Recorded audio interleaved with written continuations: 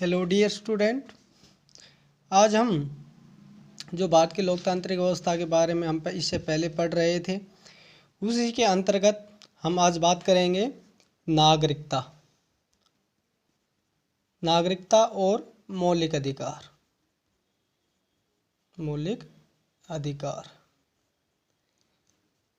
जो सिटीजनशिप होती है और फंडामेंटल राइट कि हमारे संविधान में किस प्रकार की व्यवस्था कायम की गई है और उस व्यवस्था के अंदर कौन भारत का नागरिक हो सकता है या फिर कौन जो व्यक्ति भारत में नागरिकता लेना चाहता है तो उसके लिए क्या टर्म कंडीशन, क्या शर्तें रखी गई है और उन शर्तों के आधार पर वह भारत की नागरिकता प्राप्त कर सकता है या फिर कौन से ऐसे कार्य हैं जिनकी वजह से उनकी नागरिकता भी समाप्त की जा सकती है। ये सभी चीज़ों पर बात करेंगे और इसके साथ साथ जब नागरिकता मिलती है तो उसको कुछ फंडामेंटल राइट भी होते हैं, मौलिक अधिकार होते हैं। इन सभी चीज़ों के विषय में आज हम बात करेंगे। तो प्यारे विद्यार्थियों, हम बात करते हैं संविधान में भाग 2 के अंतर्गत अनुच्छेद या आर्टिकल 5 से 11 तक किसका वर्णन किया गया है?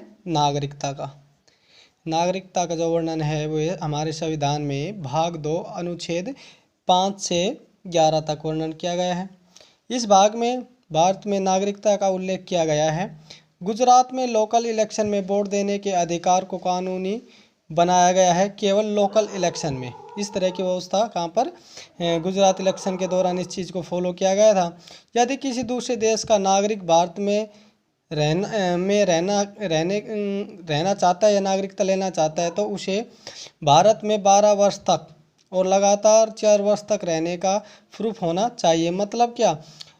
पिछले 12 साल का उसका जो रिकॉर्ड है उसमें ये होना चाहिए कि वो भारत में रहा है और जिस 12 साल में से 4 साल ऐसे होने चाहिए, लगातार 4 साल ऐसे होने चाहिए वो एक बार भी उस जगह को छोड़कर विदेश नहीं गया हो।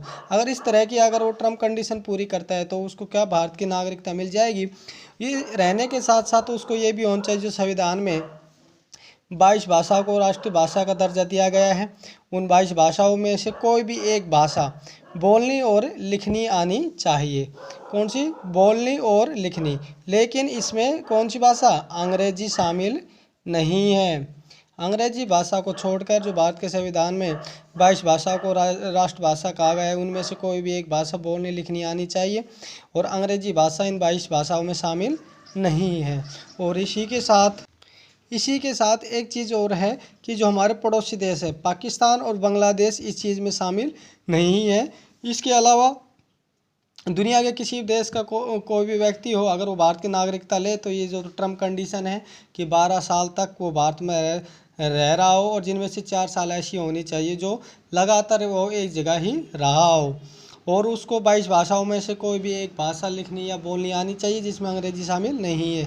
तो बच्चों, हमें जाना कि भारत में नागरिकता प्राप्त करने के लिए किस तरह की व्यवस्थाएं हमारे संविधान में दी गई है और कैसे हम एक नागरिकता प्राप्त कर सकते हैं।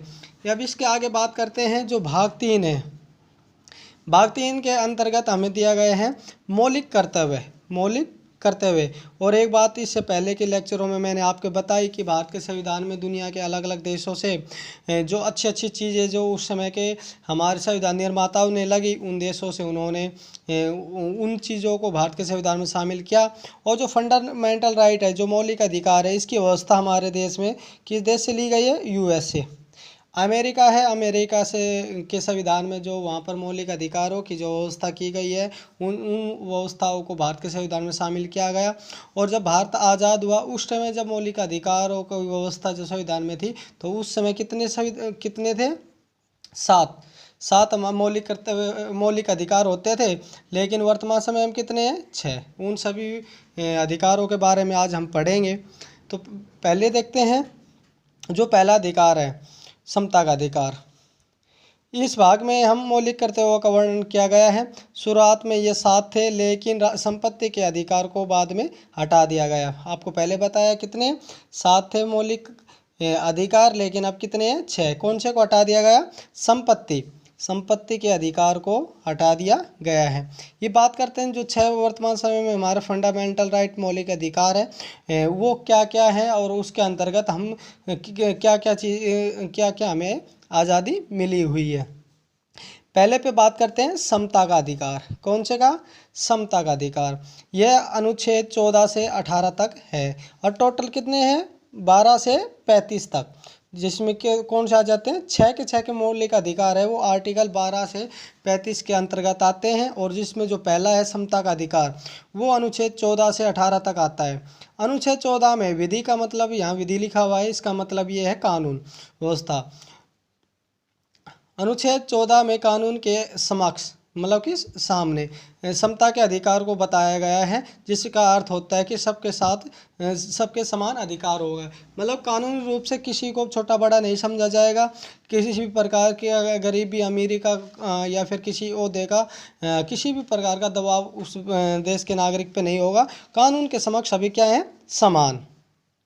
अनुच्छेद 16 में लोक नियोजन के विषय में अवसर की क्षमता, मतलब जब लोगों के कल्याण के लिए, देश कल्याण के लिए जो भी बातें, उसमें सभी को समान अवसर की क्षमता या योग्यता उसमें दी गई है। केशव भारती केस के अनुसार संसद को मौलिक अधिकार से संबंधित कानून को भी बनाने का अधिकार है। मतलब जो फंडामेंटल राइट है, उनसे किसी प्रकार का अगर कोई आवश्यकता पड़ी और लगा कि भाई इसके अंदर कुछ विशेष बातों को शामिल करना चाहिए, या कुछ चीज़ें ऐसी हैं जो कहीं ना कहीं मौलिक अधिकारों की व्यवस्थाओं के अनुकूल नहीं बैठती, तो उसको हटा भी सकते हैं। जैसे आपको पहले बताया था, संपत्ति के अधिकार को भी हटाए गए थे फंडामेंटल राइट के अंतर्गत। उन्होंने माना कि ये नहीं आता है, तो इसलिए उसी को हटा दिया गया। अनुच्छेद 17 में अस्पृश्यता छुआछूत का अंत किया गया। जो जातिगत ऊंच नीच का जो भेद भाव की व्यवस्था भारत में थी, इस तरह की जो अस्पृश्यता या छुआछूत की जो सामाजिक बुराई थी, उन सब चीज़ों को क्या कर दिया गया? ख़त्म कर दिया गया। इससे आगे देखते हैं कि अनुच्छेद 18 में उपाधियों का अंत, सेना और विधा संबंधित उपाधियों को छोड़कर, मतलब किसी प्रकार का जिसको सम्मान की दृष्टि या फिर किसी प्रकार की उसको सामाजिक रूप से कुछ उपाधियाँ दी जाती थी, उन सभी चीज़ों की जो समाज में विभेद पैदा करती थी, समानता की दृष्टि को ख़त्म करती थी, उन सब चीज़ों को ख़त्म किया गया। लेकिन सेना में और विधा मतलब कि इससे संबंधित जो भी चीज़ है, उन सब में उपाधि दी गई। अब है स्वतंत्रता का अधिकार। यह अनुच्छेद 19 से 22 तक आता है। अनुच्छेद 19 में भारतीयों के लिए 6 स्वतंत्रता का उल्लेख किया गया है। स्वतंत्रता का अधिकार मतलब कि उनको कुछ करने की या अपनी बात जाहिर करने की, इस तरह की व्यवस्था है। इसमें पहले में इसका जो भाग बनाया गया है, उसमें है वाक और अभिव्यक्ति की स्वतंत्रता। वाक का मतलब बोलने का होता है बच्चों, यहाँ पर अभिव्यक्ति मतलब अपनी बात जाहिर करना। इसके द्वारा हम सरकार के बारे में कुछ भी कह सकते हैं। इसके अंतर्गत प्रेस आती है, जो मीडिया आती है, या मीडिया के माध्यम से हम सरकार की आलोचना कर सकते हैं।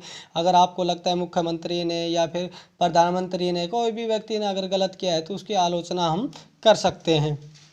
निरवधि सम्मेलन करने की स्वतंत्रता मतलब क्या? किसी भी प्रकार अगर आप अपना संगठन बनाना चाहते हैं, कहीं पे सम्मेलन करना चाहते हैं, मीटिंग बुलाना चाहते हैं, तो वो आप कर सकते हैं। ये आपका फंडामेंटल राइट है। संगठन बना की स्वतंत्रता, आप कोई भी संगठन या यूनियन बना सकते हैं, जिसमें आपको लगता है कि आप इसको इस बैनर के नीचे या इस संगठन के माध्यम से अपनी समस्या हो या अपने उद्देश्य को प्राप्त कर सकते हैं। तो वो कानूनी तरीके से सही बना होना चाहिए। आप इस तरह के संगठन बनाने के लिए आज़ाद हैं, आपको आज़ादी दी गई है। ये आपका फंडामेंटल राइट में अंतर्गत आता है। भारत के किसी भी राज्य क्षेत्र में आवागमन की स्वतंत्रता, भारत में आप कहीं पे भी आ जा सकते हो। भारत के किसी भी भाग में निवास करने और बस जाने की स्वतंत्रता, पहले ये जम्मू कश्मीर में नहीं थी, लेकिन अब वहाँ पर भी हो गए। वहाँ पर एक धारा होती थी, धारा 370 और 35A, ये 2 व्यवस्थाएं थी जो वहाँ पर ये लागू नहीं होती थी। वहाँ पर ज़मीन नहीं खरीद सकते थे, वहाँ पर रह नहीं सकते थे भारत के केंद्रीय शासित प्रदेश और राज्यों के नागरिक जम्मू कश्मीर में। लेकिन जम्मू कश्मीर का भारत के किसी भी राज्य में जा सकते थे। ये धारा 370 जब लगी हुई थी, उस समय ये व्यवस्था थी। व्यवसाय की स्वतंत्रता, आप भारत में कहीं पे भी जाकर कोई भी कारोबार व्यवसाय कुछ भी आप कर सकते हैं। यह किसके अंतर्गत आता है? आपका व्यवसाय की स्वतंत्रता। अनुच्छेद 20 में अपराधों के लिए दोषित के संबंधित संरक्षण, मतलब अगर आपको कोई अपराध किया है या फिर आपको उसके दौरान आपको मुकदमा अगर केस अगर चल रहा है, तो उस दौरान आपको संरक्षण प्राप्त है। आप उस समय दोषित संबंधित संरक्षण आपको संविधान में दिया गया है। जब तक आपको सिद्ध नहीं हो जाए, जब तक आप अपना काम सुचारू रूप से कर सकते हैं।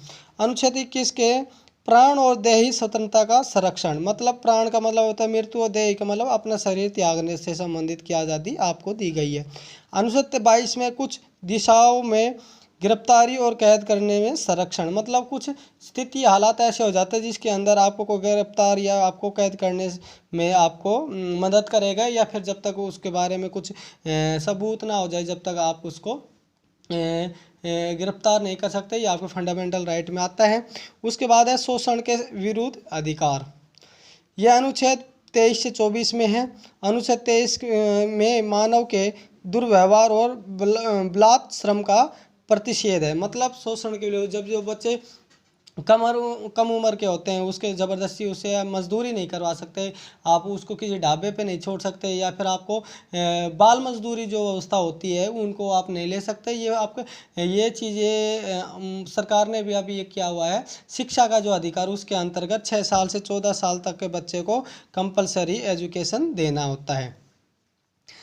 अनुच्छेद 24 में 14 वर्ष से कम उम्र आयु के किसी भी बालक को कारखाने, फैक्ट्री या कहीं पे भी काम करने के लिए नियोजित नहीं किया जा सकता, या फिर उसको बाध्य नहीं किया जा सकता कि आप वहाँ पर काम करो। तो बच्चों आज हमने ये पढ़ा कि क्या हमारा फंडामेंटल राइट है, और आज के लेक्चर में केवल 3 ही फंडामेंटल राइट के बारे में हम बताएंगे, और इससे पहले हमें नागरिकता के बारे में पता चला, और अब हमने आपको फंडामेंटल राइट है उसके बारे में बताया। और कल इसके बाकी के जो 3 बच गए, 4, 5 और 6, बाकी के 3 हैं उनके बारे में विषय में बात करेंगे। आज के लिए इतना ही, धन्यवाद।